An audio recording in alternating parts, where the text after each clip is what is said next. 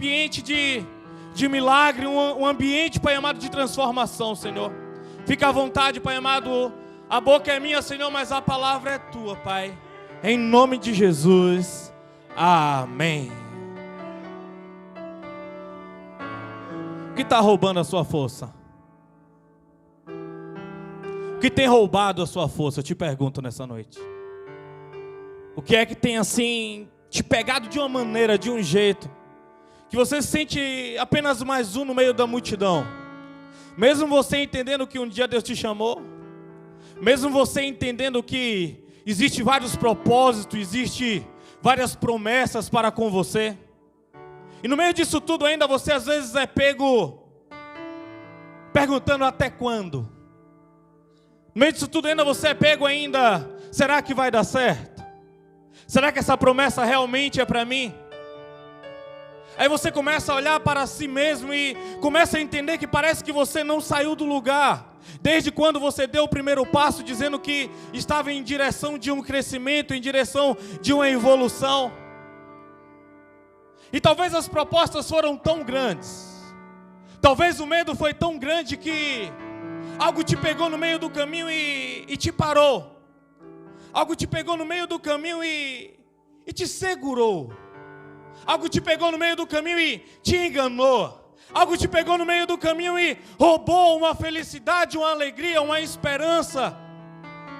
E você agora não sabe mais quanto tempo você irá viver. E às vezes a morte é um desejo para você. Porque você parece que está falando uma linguagem que mais ninguém consegue entender. E como sua voz tivesse emudecido e não sai, não ecoa mais nem o tom da sua garganta, das suas cordas vocais. Mas parece que é como se você estivesse falando apenas e saindo um gesto da sua boca, como se Deus não estivesse te ouvindo. Como se corrente estivesse te prendendo. Como se uma âncora tivesse pegado pelos seus ombros e cada dia mais que você tenta andar, mais você se afunda. O Senhor está dizendo assim: eu sei tudo isso, mas você precisa ter projetos. Você precisa ter sonhos. Você precisa caminhar. Não desista, meu irmão, não desista, minha irmã. Você pode até ter desistido durante esse período de tempo, mas hoje é dia de você redirecionar-se. Hoje é dia de você voltar a caminhar. Hoje é dia de você voltar a sonhar.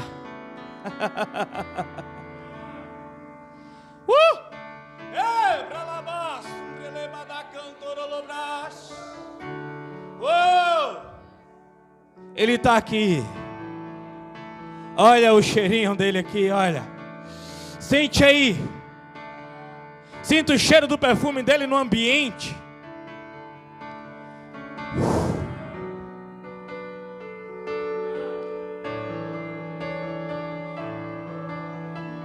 Oh, aleluias. Neemias 6.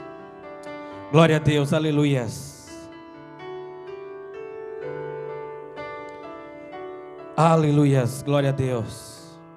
Tu és digno de tudo. Neemias 6.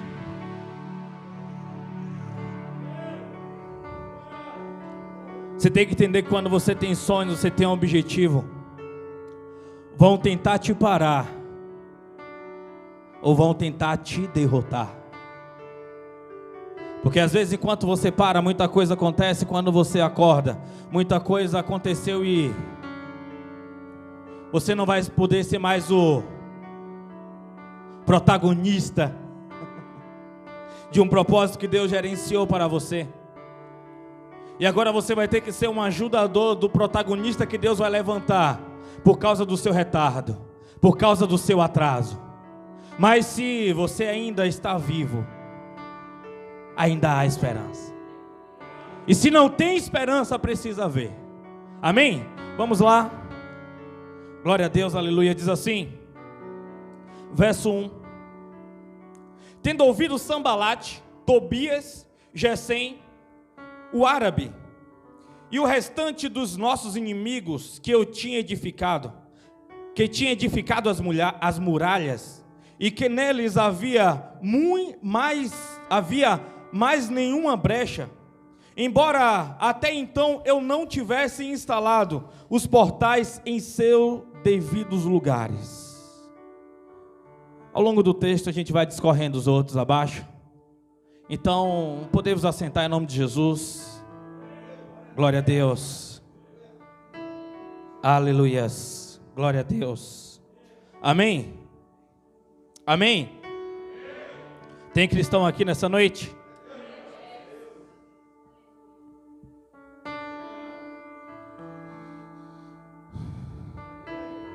Tem uma medida para ser liberada aqui. Sabe quando tem que passar naquela peneira para você entender? Porque a mensagem ela muda de acordo com quem está ouvindo. Quem tem mais fome no reino, ele leva a palavra. Quem tem mais sede no reino, ele leva a palavra. Mas na amplitude, Deus alcança a todos, mas alguém vai comer mais, alguém vai fazer diferente. Uma multidão empurrava Jesus, mas alguém resolveu tocar enquanto alguém empurrava, enquanto alguém puxava, alguém tocou. Porque quando nós entendemos o ambiente, nós sabemos o que é que nós precisamos extrair daquele ambiente. Porque quando você não entende, você vai fazer o gesto que a multidão está fazendo. A multidão empurrava, a multidão puxava, mas alguém apenas precisava tocar na orla do vestido dele. E aquele tocar foi suficiente para que ele parasse toda aquela multidão e ele derramasse a medida exata para aquela mulher que precisava ser curada. Então esteja sensível nos ambientes, não seja como juiz no ambiente. Às vezes você está no ambiente, você vê alguém pulando, glorificando, alguém se entregando ao Senhor, e talvez você semana passada soube alguma coisa daquela pessoa, e hoje você chega assim e diz, como assim? Aqui na igreja pula, aqui na igreja faz isso, faz aquilo, mas lá fora faz isso e aquilo. Cuidado, porque você não sabe como foi o caminho dessa pessoa até chegar aqui na igreja. Você não sabe qual foi as decisões que ela tomou, e você não sabe qual foi a resposta de volta que Deus estava dando para ela. Porque Deus ele não precisa ser aquecido. Deus ele não precisa ganhar a sua confiança, porque Ele conhece a intenção do seu coração. Para o homem você precisa provar, precisa comprovar, mas para Deus não, você não precisa aquecer, você não precisa passar a marcha. Quando Ele entende que tem um coração sincero, um coração contrito, Ele se revela, Ele derrama a medida dos céus até o coração, e isso é suficiente para Ele poder direcionar, isso é suficiente para Ele poder começar a agir através de você. E qual é a trava de segurança que tem sido ativa na sua vida? A trava de segurança é aquilo que você tem medo de perder. Quando você tem medo de perder algumas coisas, você não vai se disponibilizar como era para você estar disponível. Porque o mundo ele quer te ocupar tanto que você não tenha utilidade no reino. Mas o mundo só ocupa desocupados. Se você estiver ocupado com Deus, se você estiver ocupado com o reino, o mundo não vai achar brecha para poder te parar, não vai achar brecha para poder te destruir, porque a ideia dele é te parar. A ideia dele é te neutralizar de um jeito que você não vai conseguir caminhar, você não vai conseguir chegar. Você tem que entender que os amigos nos fazem bem, mas os nossos inimigos nos faz crescer. Os nossos inimigos nos faz com que a gente se posicione, para que a gente não seja pego desprevenido. A gente começa a se preparar para o dia dos inimigos. Então valorize os seus inimigos, porque eles fizeram você crescer. Valorize o que Satanás fez na sua vida, porque isso foi suficiente para você tomar uma decisão e servir ao Senhor. No dia que o Senhor te escolheu, você falou, olha, eu não tenho muita escolha, eu preciso dar uma resposta para Deus. Mas quando você banaliza coisas sérias, não, isso não é bem assim. Você começa a cair quando você começa a achar que não existe um nada a ver. Você começa a cair, você começa a parar de ter utilidade quando você acha que não existe limites, quando você acha que não existe recompensa do bem e do mal, quando você acha que a vida é só viver. A vida não é só viver. Existem protocolos, existem hierarquias, e nós precisamos se submeter às hierarquias. Jesus, quando ele desceu, quando ele veio aqui no útero apertado, ele teve que submeter a hierarquia de Maria, a hierarquia de José. E no período certo, Deus tinha levantado alguém chamado José para poder o lançar. João, perdão. João, ele foi a aljava. O que é a aljava? A aljava é aquela parte do arco e flecha que coloca-se a flecha para poder atirar, para poder lançar. Porque Jesus entendia os protocolos.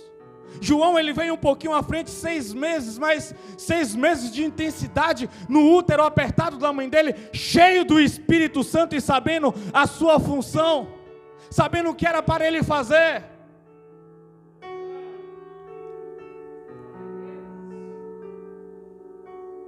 O que é que você tem que fazer?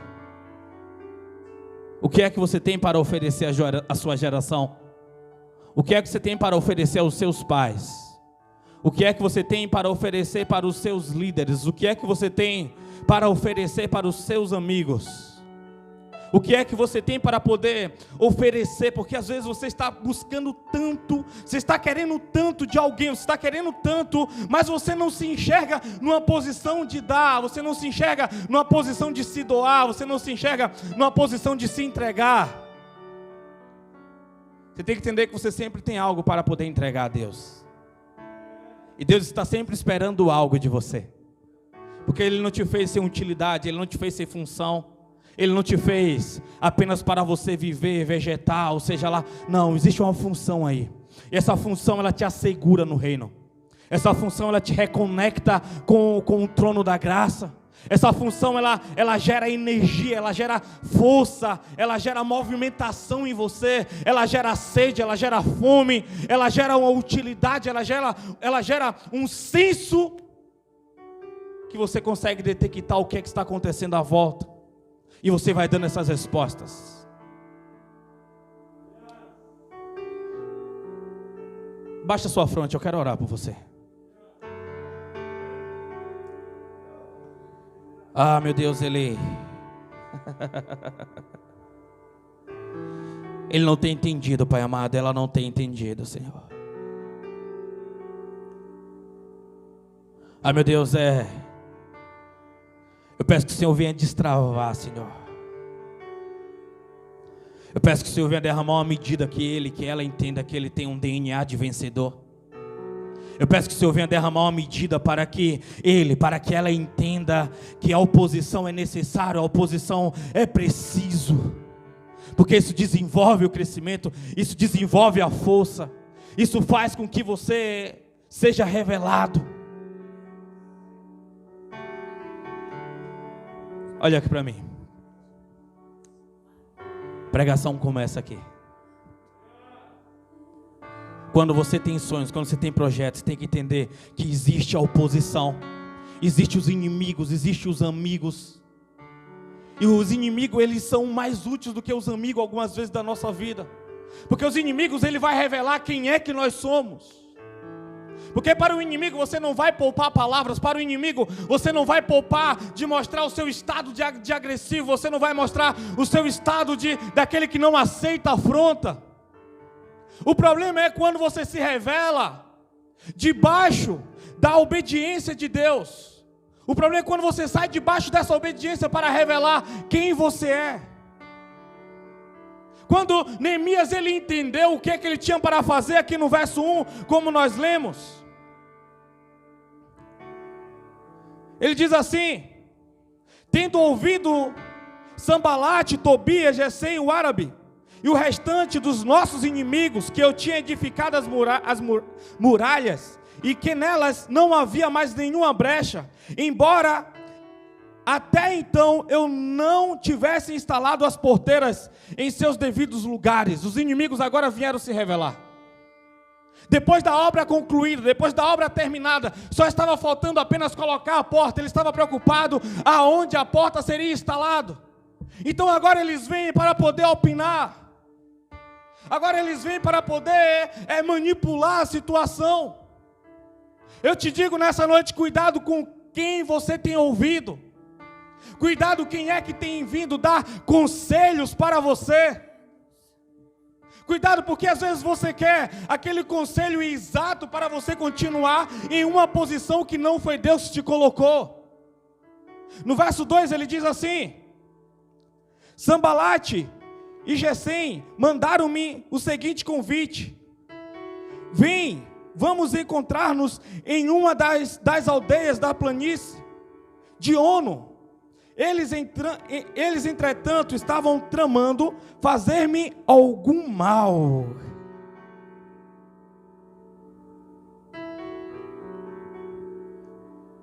Os inimigos, eles têm as arapucas para poder armar para você. E isso é um jogo de sedução. Como?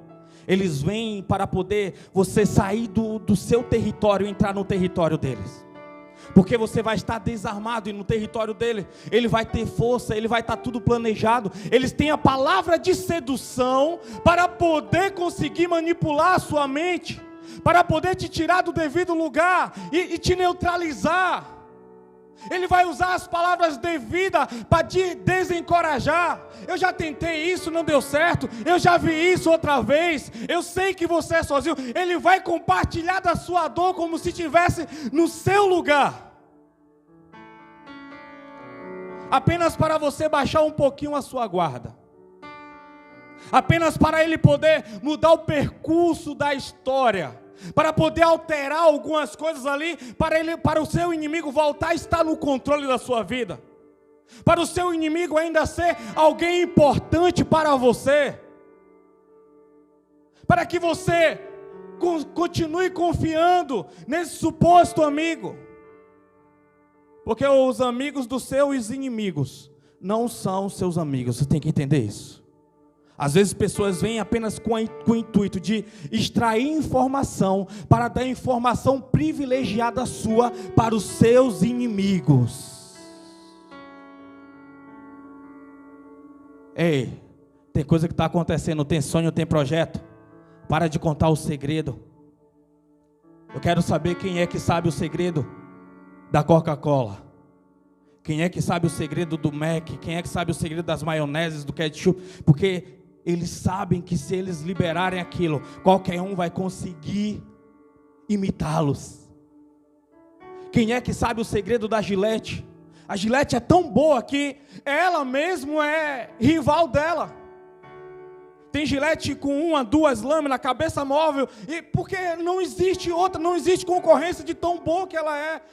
Quem fez ela gastou um tempo colocando qualidade nela. Quem te fez, colocou qualidade em você. Quem te fez com capacidade acima da maioria, porque em Cristo você é mais que vencedor. Mas o inimigo vem para dizer que é normal. Cuidado com o que é que tem roubado a sua energia.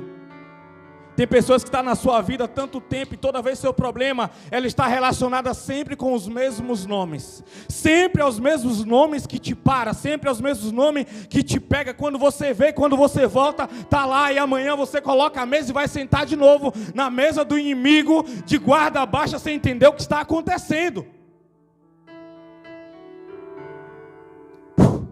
Ei! Está na hora de você voltar aos pés de Jesus e começar a contar para Ele. Começar a conversar com Ele. A ideia do inimigo é tirar sua atenção do seu sonho, do seu objetivo. A ideia do inimigo é criar opções quando não foi Deus que gerou elas. Você não precisa fazer desse jeito aqui. Você pode facilitar fazendo daquele jeito, daquela maneira. A nossa geração não precisa de coaches, porque coaches fala de coisas da terra. A nossa geração precisa de profetas. Nossa geração precisa de profetas, porque profetas com coração genuíno, ele fala das coisas do reino, ele fala da vontade de Deus, ele vai trazer exortação, ele vai trazer correção. Ei, ele não vai trazer as palavras que você gosta de ouvir. Eu não sei quantos profetas passaram na casa de Davi. Quando Davi caiu, ele talvez esperava aquele profeta repreendê-lo, mas o profeta vem dizendo assim: Davi, olha, Deus tem se agradado do teu reino, porque o teu reino tem se expandido, o teu reino tem crescido. Mas Davi, no coração dele, sabia que ele estava em contrapartida daquilo que Deus tinha preparado para ele. Davi agora tinha caído, Davi tinha se tornado um homicida. Davi matou milhares de homens, mas debaixo da obediência de Deus. No dia que ele matou um homem por orgulho, no dia que ele matou um homem por necessidade própria, isso demorou cerca de 9 meses. Ele já estava acostumado com os profetas batendo na porta dele e profetizando coisas boas. Certo dia ele está lá e entra um homem chamado Natã. Davi está sentado no seu trono. O profeta chega à frente dele e diz: Rei, existe um homem que tinha várias ovelhas, e o seu vizinho tinha apenas uma ovelha.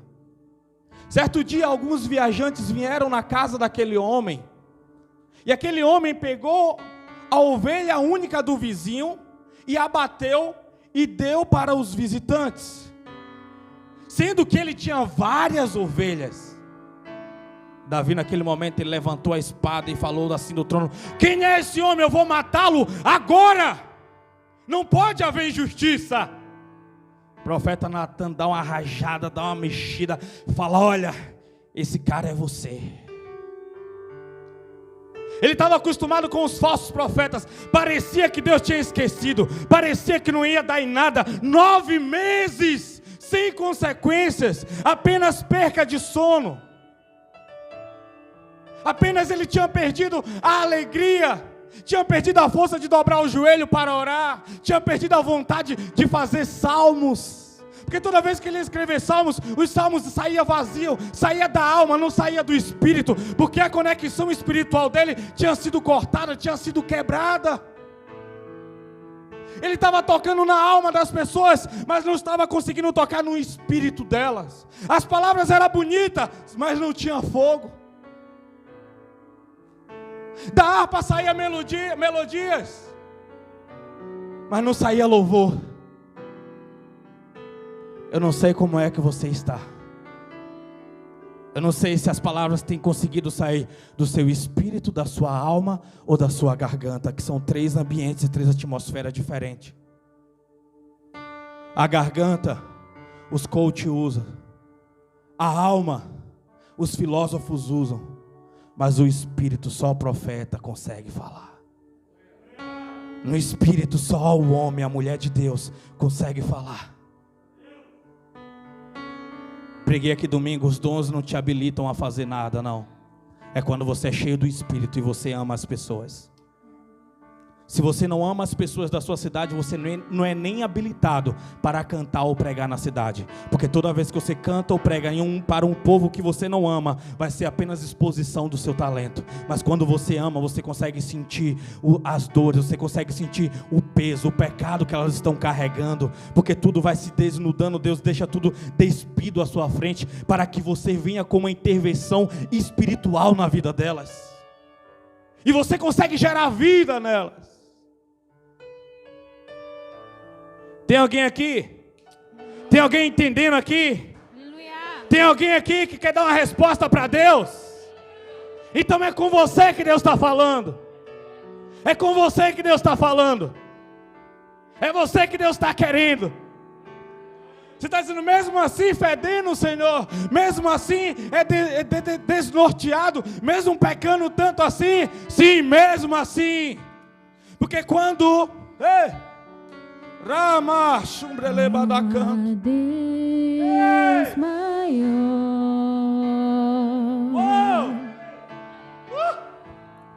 Não há Deus melhor.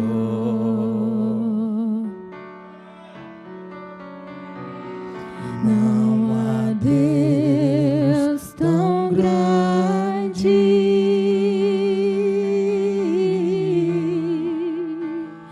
como nosso Deus.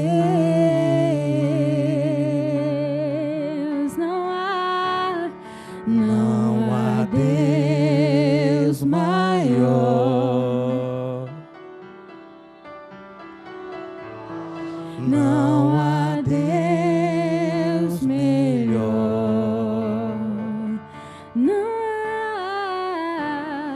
Não há Deus tão grande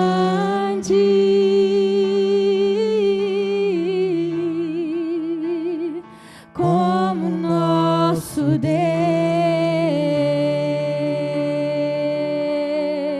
Ele está aqui. Criou o céu, Ele criou tá aqui. a terra. Está resgatando pessoas nessa noite das trevas para a Criou o luz. sol e as estrelas.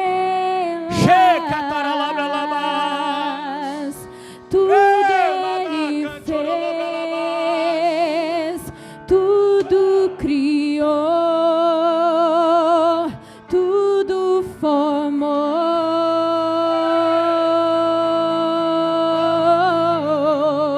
para o seu louvor.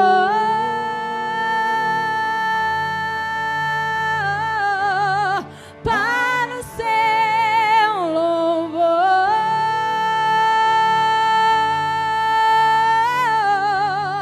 para o seu louvor, para o seu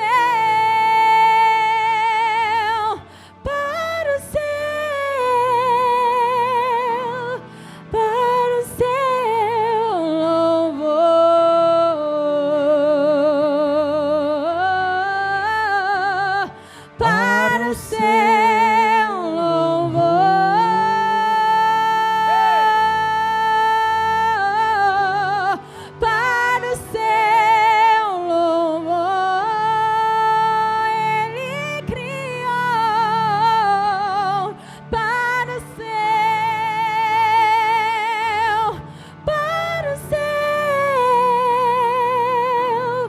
para o seu louvor. Quando o filho pródigo se arrependeu, quando o filho pródigo se arrependeu, quando o filho pródigo se arrependeu, quando o filho pródigo se arrependeu, Glória a Deus.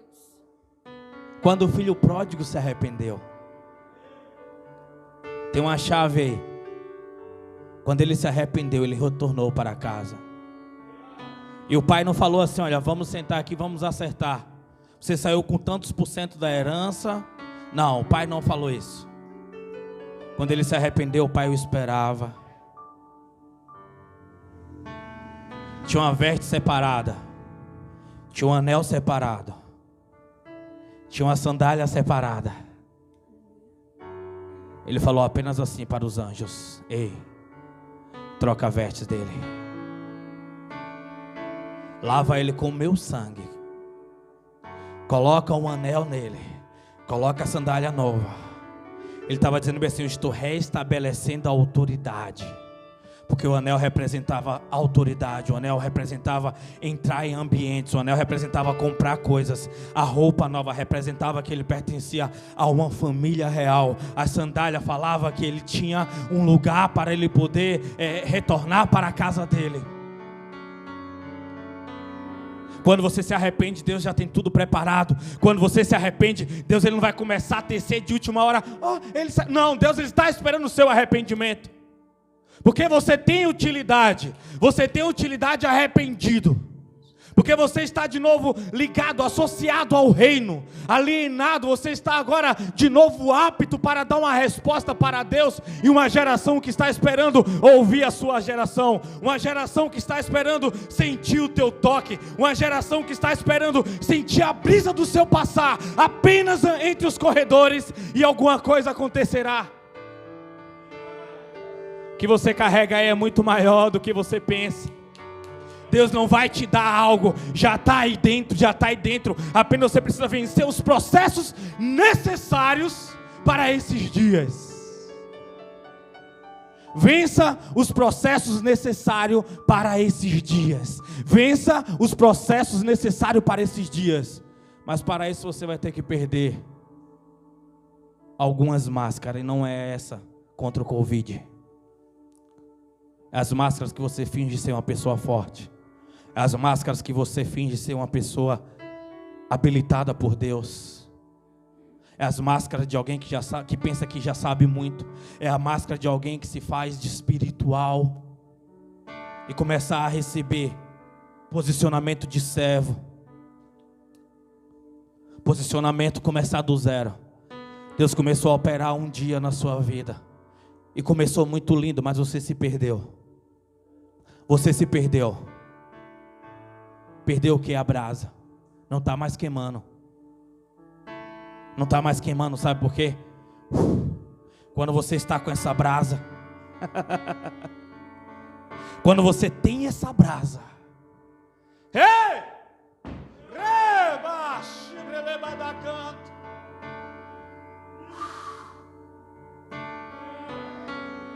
ninguém consegue te tocar. Não, eles se queimam. Eles se queimam quando você está carregando essa brasa. Eles não te tocam, eles não conseguem mexer na sua estrutura. Eles não conseguem, eles não têm essa coragem, eles não têm essa audácia. Eles vão tentar manipular para que essa brasa se apague, porque depois que ela está apagada, sim, eles podem tocar, eles podem destruir, ele pode te desestruturar, ele pode fazer com que você se perca no meio do caminho. No verso 3 diz assim: e por essa razão enviei-lhes meus mensageiros com esta explicação: estou executando um grande projeto e não posso descer agora. Afinal, por que eu deveria parar minhas obrigações e deixar a obra para encontrar-me convosco? Ou seja, o mensageiro ele veio mais uma vez. Depois que Sanbalate e Tobias, todos aqueles tentaram parar, eles não desistiram. Você tem que entender que o seu inimigo não vai desistir. Você tem que entender que ele vai ter várias tentativas até te parar. Não ache porque você teve uma grande vitória alguns dias, alguns meses atrás, Satanás ele vai desistir de te atacar. Não vai. Ele não vai desistir porque você venceu uma batalha. Existe ainda uma guerra para ser vencida. Batalhas são importantes, mas a guerra é mais importante. E no meio de algumas lutas a gente perde. Nós podemos perder algumas batalhas, mas nós não iremos perder a guerra. Você não vai perder a guerra, entenda isso. A Bíblia diz no capítulo 4 de Lucas, no verso 13, que quando Jesus ele estava vencendo, quando ele terminou de vencer Satanás, cheio do Espírito Santo de Deus, a Bíblia diz bem assim: Satanás se afastou por um tempo. A Bíblia deixa claro, ele parou, só durante um tempo ele se afastou. Não é à toa que a Bíblia diz que ele vem com um sapatinho de algodão, como se tivesse com sapatinho de algodão. A Bíblia diz que ele pode se transformar em um anjo de luz. Ele tem uns argumentos fortes. Ei, cuidado quando você acha que você está habilitado no reino e você não está. Cuidado quando você acha que está tudo zen, está tudo ok, está tudo beleza. Os mensageiros eles não vão parar, eles vão querer te frear. Vou dar uma adiantada aqui que o tempo voou, igreja.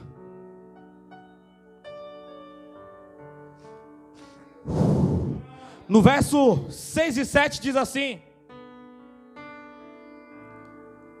e nessa missiva estava escrito: comenta-se entre as nações, e Gesem é testemunha que tu e os judeus planejais uma rebelião, por isso está reconstruindo os muros. Dizem também que desejas tornar-te rei deles, e que, portanto, nomeaste profeta em Jerusalém para proclamarem a teu respeito a seguinte mensagem: há um rei em Judá. Essa notícia inquietantes chegaram ao ouvido do rei. Por isso, é bom que venha depressa e esclareçamos este assunto. As falsas notícias irão vir. As famosas fake news vão vir ao teu respeito. Vai vir as falsas notícias. Veio a falsa notícia para Neemias, como se ele quisesse se tornar rei, como se ele quisesse tomar o lugar daquele que tinha confiado para ele, que tinha confiado a ele a fazer o serviço na terra do Deus dele, na terra daquele povo. Veio as falsas notícias, veio os falsos boatos. Satanás, ele vai dizer falsas coisas contra você, sabe para quê? Para que você fique mal com pessoas importantes na sua vida, para que pessoas importantes na sua vida não venham te apoiar, mas venham te esquecer por achar que você é uma pessoa tóxica, por achar que você é uma pessoa que faz mal para ela. Vem as falsas notícias. Cuidado em quem você acredita, cuidado em qual água você tem, qual fonte você tem ido beber água. Tem pessoas que você tem que neutralizar na sua vida.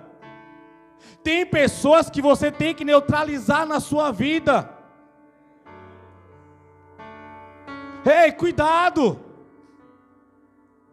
Você não recebe inimigos no seu quarto, na sua cozinha, não. É da porta para fora.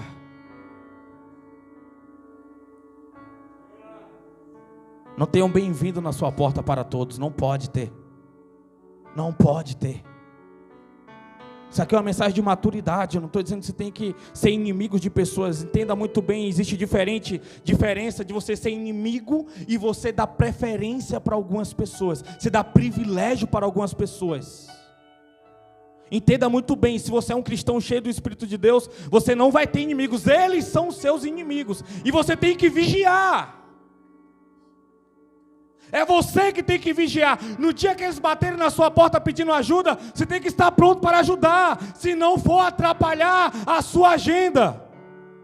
Porque quem não tem uma agenda, invade a agenda dos outros. Alexandre derramou essa medida hoje para nós aqui.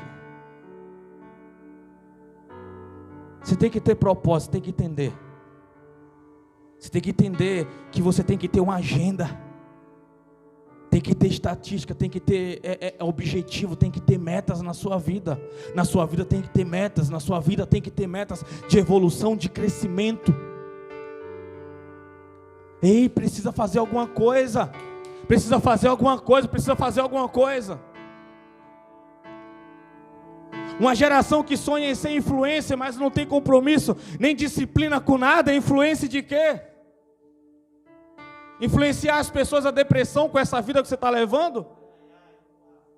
Influenciar as pessoas à discórdia, ao mal?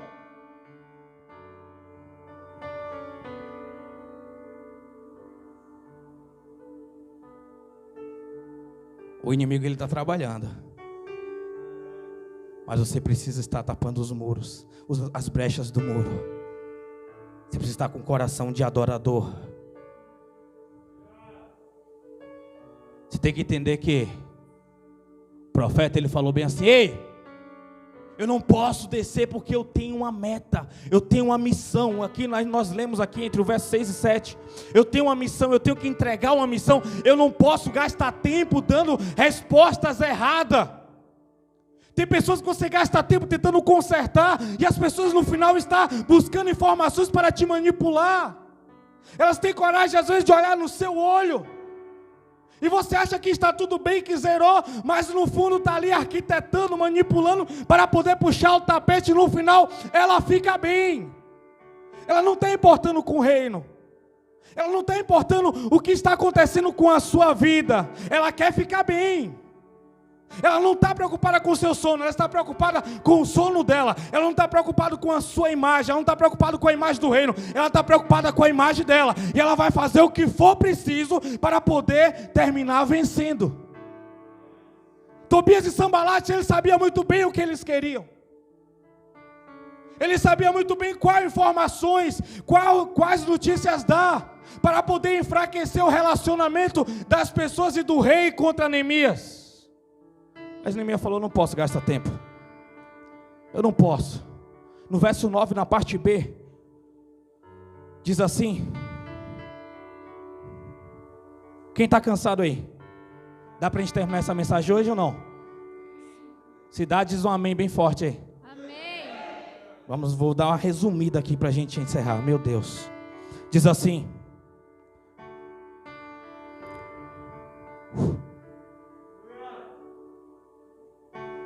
as suas mãos largaram a obra e não se efetuará mais trabalho algum. Começaram a colocar pressão psicológica. Neemias. Começaram a querer oprimir. Ei, tem que fazer logo, tem que terminar. Ei, você está cansado? O que está acontecendo aí? O que é que está acontecendo aí? A pressão psicológica, ela faz você parar de raciocinar. Ela faz você sentir medo. A pressão psicológica faz você sentir medo. Satanás, ele mexe algumas coisas dizendo: eu estou perto. Tem visão que nem foi Deus que deu, foi Satanás que deu para você ficar com medo. Sabe quando vem os profetas dizendo: irmão, eu tive uma visão, vi você morrendo. Tem vezes que não foi Deus que deu aquela visão, mas foi Satanás que entrou no sonho de algumas pessoas. E aí falou: olha, eu vi você morrendo. Aí você fica com medo. Ei, não é para você ter medo. Não é para você ter medo. Porque toda vez que Deus dá um sonho, Ele também dá uma solução. Toda vez que Deus mostra algo, Ele também dá uma solução. Deus usa assim, Deus mostra assim. Muitas das vezes, um dia mesmo eu estava fazendo um racha de moto. Meu Deus do céu. Não era cristão não, tá, igreja? Por favor. Estava fazendo um racha e vinha no meio daquele pega na curva. Eu me perdi, já ia lá no acostamento. Eu senti a mão de Deus me puxando. Voltei. Ganhei, não sei o que, pá. Quando eu chego em casa aqui, eu desço o macaquinho da moto, descanso. Irmã Lourdes, baixinha assim, ousada, mão na cintura, posição de profeta. Ei, menino, é tu mesmo, filho de Nerilda? Que não chama na Bahia, não chama a pessoa pelo nome, não chama pelo filho de não sei quem. Ô, irmã Lourdes, fala comigo. Deus acaba de te dar um livramento, você ia se estrepar todo naquela cerca. Deus me mostrou aqui.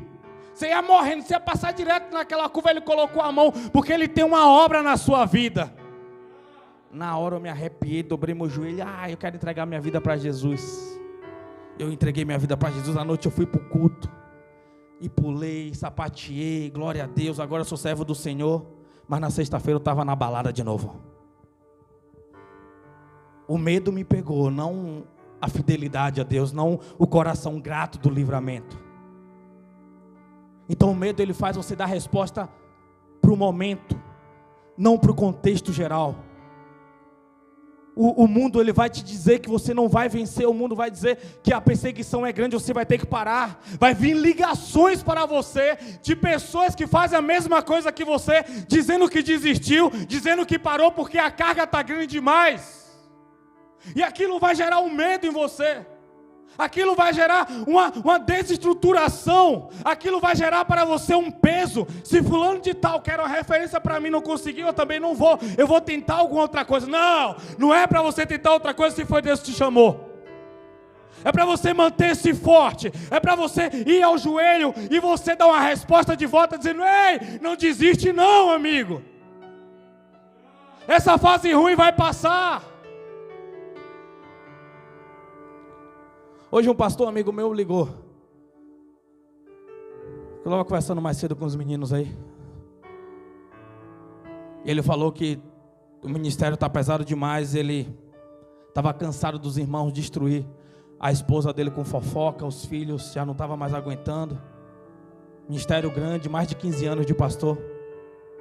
Falou: eu vou entregar o cargo. Eu acho que eu deveria, porque esse cara foi um grande influenciador na minha vida. Um grande influenciador. Ele deu respostas, ele investiu em mim quando eu não estava dando respostas. Ele acreditava quando quase ninguém acreditava, apenas os de casa, apenas minha mãe e minha avó. E hoje ele chegou assim e disse: cara, eu cansei, eu Eu vou parar. E eu só ouvi ele só. Falei, tá difícil mesmo, hein? Bem que eu falei que essa semana a profissão de pastores, pastor é uma profissão também, tá bom, igreja? Pastor é profissão, é uma vocação no reino de Deus, é uma profissão para o mundo jurídico. Amém? Você entenda, nós temos que entender a jurisdição. Igreja é o quê? Igreja é um ambiente de reunião para nós darmos uma resposta para Deus no ambiente espiritual. Mas no ambiente jurídico, ela é uma empresa. Nós temos que entender, temos que aprender a dividir as coisas. Igreja é empresa, você tem que entender cada coisa no seu sentido, cada jurisdição. Porque quando a gente não entende a jurisdição, a gente trabalha com as leis erradas. Então o pastor, ela está como uma das 10 piores profissões do mundo. Uma profissão muito estressante. Saúde, 50 anos, a maioria dos pastores com 50 anos, quando é diagnosticado, a saúde do coração dele é de uma pessoa de 90 anos. Por isso que eu vou mesmo, vou pedalar, vou na academia, sim, tem que cuidar. Tem que ter um dia do lixo, tem um dia dos amigos, tem um dia do dominó com os amigos, tem sim. Você tem que entender que você é humano, que você é gente. Curto sim meus trap, meus rap, meus funk, gospel, tá bom? Você vai ouvir o grave tremendo, vai ser sim. Tenho que viver, eu preciso viver, né, Roger? Ah, mas quem gosta de você vai gostar, não importa o que você faça. Quem não gosta, você pode dar ao mundo, eles não vão gostar e vão estar falando mal. Eu tenho uma resposta para dar para Deus e para as pessoas que gostam de mim. Para quem não gosta, não tenho que estar gastando tempo não, igual o Tobias aqui. Você tem que se cuidar, você tem que entender. Você quer vir para o ministério, então aprenda a se cuidar. Aprenda. Mesmo assim, às vezes eu estou de bicicleta, um dia eu estou lá de bicicleta, lá longe, já chegando em São Roque, o cara vem de moto para um lado, pastor, volta lá em casa correndo que o pau está quebrando. Eu falei, rapaz, esse cara conseguiu um GPS aqui para me achar aqui, meu irmão. É a vida, pastor. Vamos lá. Vamos para a guerra, vamos para a batalha. Não pode parar. Eu sou pastor, eu estou pastor, porque eu amo estar como um pastor. No começo foi falta de opção, Deus arrancou tudo e falou, tu vais pastorear. Depois você entende e fica por amor. Quando as outras portas se abrem. Quando as outras portas se abrem, a única coisa que fideliza você com Deus é o amor, não é o medo. O medo faz você ir embora, o medo faz você avançar, o medo faz você não estar nem aí para as pessoas. Tem alguém entendendo aqui? Tem alguém entendendo aqui?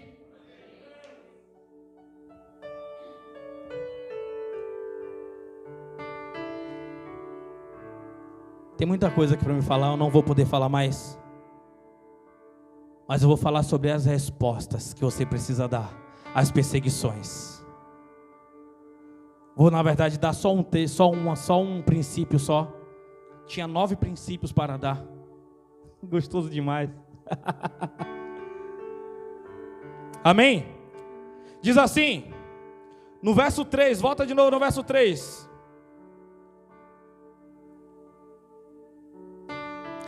Por essa razão enviei-lhe os mensageiros com esta explicação. Estou executando um grande projeto e não posso descer agora. Afinal, por que eu deveria parar minhas obrigações e deixar a obra para encontrar-me convosco?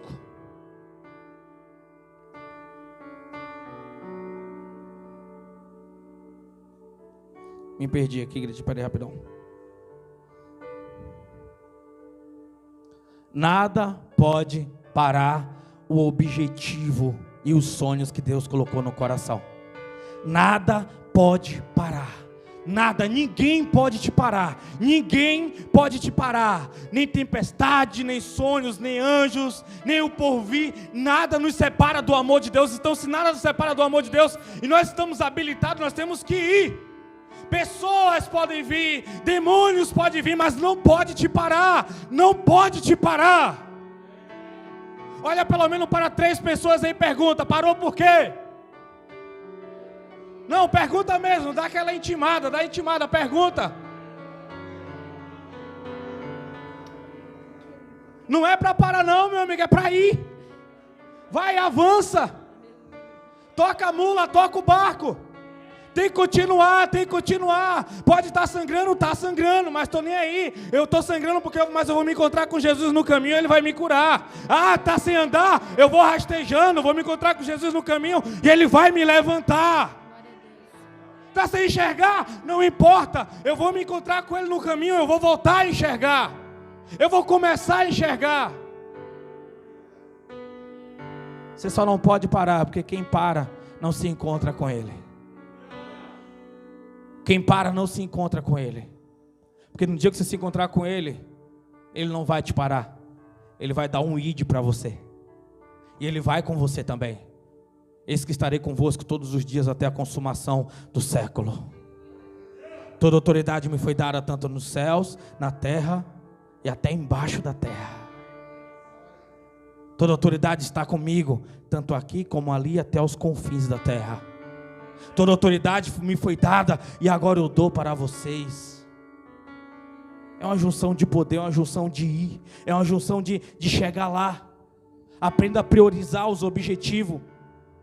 Não gaste tempo com aquilo que não é essencial. Não gaste tempo dando resposta para pessoas que não precisam da sua resposta.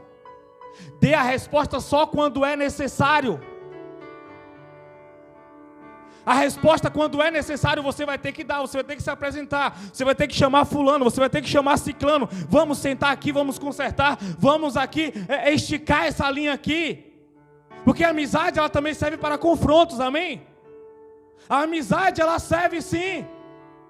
Se você tem um amigo que você nunca brigou com ele, suspeite, talvez não seja seu amigo.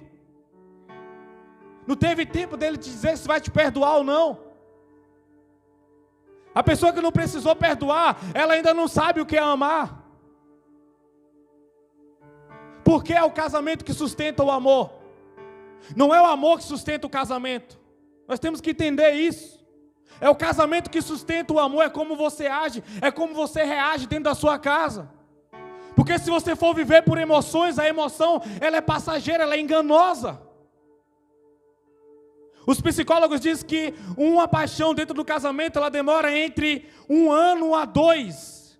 Depois fica a decisão de você continuar. Porque tem pessoas que têm que trocar de namoro a cada 6 meses, a cada 1 ano. Porque são carentes de sentir aquela emoção, sentir aquele afeto. As pessoas têm prioridades para ela, enquanto o coração está queimando. O amor é como uma flor roxa que brota no coração. O amor enganativo, o amor paixão, o amor Hollywood, não o amor ágape, não o amor filéus. Tem pessoas que têm essas carências de resposta. Hoje está aqui apaixonado por fulano. Ai, é tudo que eu precisava. Ai, ele é tão lindo. Você viu quando ele mexe a mão? Você viu quando ela passa? Meu coração treme, eu fico vesgo e assim acontece. Aí pronto, eu preciso dele. Sem ele eu não sou nada, eu vou me matar, eu vou fazer isso, eu vou fazer aquilo. Aí tá bom, pode, então fica junto. Aí, era tudo que eu precisava. Amanhã passa alguém com as mesmas características, balançando, mexendo. Não era você, era ele, eu me enganei. Eu não sei, de manhã eu amo ele, à noite eu amo outro. De manhã eu amo ela, à noite eu amo a outra. Pessoas que não sabem o que querem para a vida, não sabem o que é que realmente precisam, vive pelas emoções, vive pelo que está sentindo, vive pelo que deseja.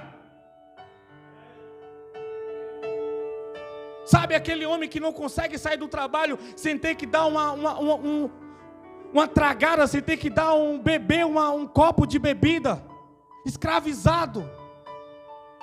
Ele precisa daquilo. As veias altera, sente o cheiro da bebida, ou seja, das drogas, seja lá o que for, como se necessitasse daquilo, igual necessita da luz do dia, igual necessita do ar, do fôlego. O que é que te pega e te deixa assim? É uma pessoa? É um objeto? O que é que te pega e te deixa desestruturado? Essa vai ser a arma que Satanás sempre vai usar para poder te parar. Porque ele conhece a tua fraqueza. E ele sabe quando você se confunde, quando você se complica, quando você não sabe o que quer, você se torna um alvo fácil, porque você se torna indeciso. E o indeciso, ele não caminha porque ele tem medo.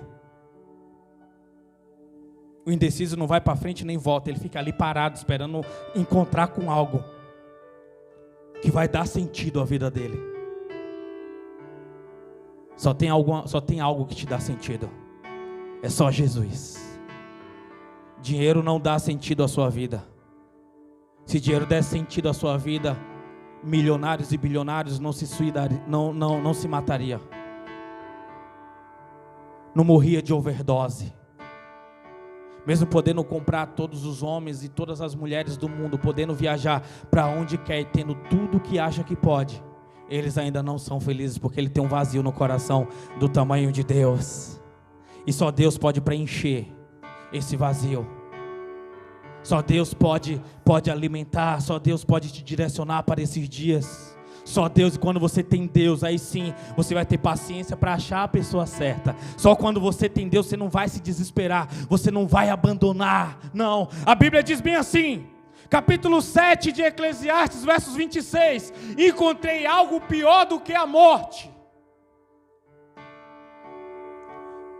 Como era Salomão, ele diz assim, ele sendo homem, ele diz, a mulher, cujas mãos são como grilhões, e o coração como rede. Todo pecador não escapará dela. Ele está dizendo que se tornará escravo. Se Salomão fosse mulher, ele diria bem assim, encontrei algo pior do que a morte. O homem cujas mãos são como grilhões e o coração como rede. Toda mulher que Deus odeia não escapará dele. O que é que ele está dizendo? Ele está dizendo sobre pessoa que não está alinhada no reino, sobre pessoas que andam em desobediência, pessoas que se escravizam por um homem, por uma mulher que não vale nada. Sabe por que isso acontece? Porque na cabeça dele, ele vai conseguir transformar aquela pessoa que é rebelde. Ela vai conseguir mudar aquele homem carrancudo, aquele homem mau. Ele vai conseguir mudar aquela mulher que não vale R$1 cheia da pombagira. E aí ele acaba se escravizando com a meta, o intuito, o objetivo e um projeto de transformar alguém. Só que você não foi chamado para transformar pessoas. Você foi chamado para pregar o evangelho. Quem transforma é o Espírito Santo. Quem transforma, quem faz a obra é o Espírito Santo. É o Espírito Santo que faz a obra. Jesus te deu muitos métodos, menos o de namorar para ganhar alma. O espírito é de papai, mas o corpinho é meu. Não. Olha para o irmão e diz assim, luz não mistura com trevas. Olha para o irmão aí. Dá aquele olhar 44 assim de intimador. Não combina. Fala, não combina. Fala. Você é um princeso de Jesus, você tem que entender isso. Não dá para ficar com um princeso das trevas. Você é uma princesa de Jesus, você tem que entender isso. Você tem um valor muito grande. Você não é um perdido, você não é uma perdida. Tem propósito para você. Pastor, mas eu não sabia disso, eu casei, e agora? A Bíblia diz bem assim, aquele que quer vir após mim, pega a sua cruz e siga-me. Pega a sua cruz aí, meu amigo. Glória a Deus. Ah, mas era tempo de ignorância. Vai sofrer. Ora mais, quem sabe ele não vai ser transformado. Se há esperança, se há vida, há esperança. Eu quero orar com vocês.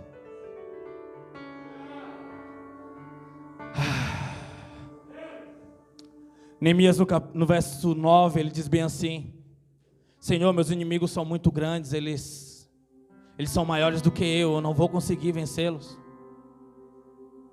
Mas eu coloco nas suas mãos, ó Deus poderoso. Ele estava dizendo bem assim, meus inimigos são maiores do que eu, mas tu é maior do que eles, tu é maior do que tudo.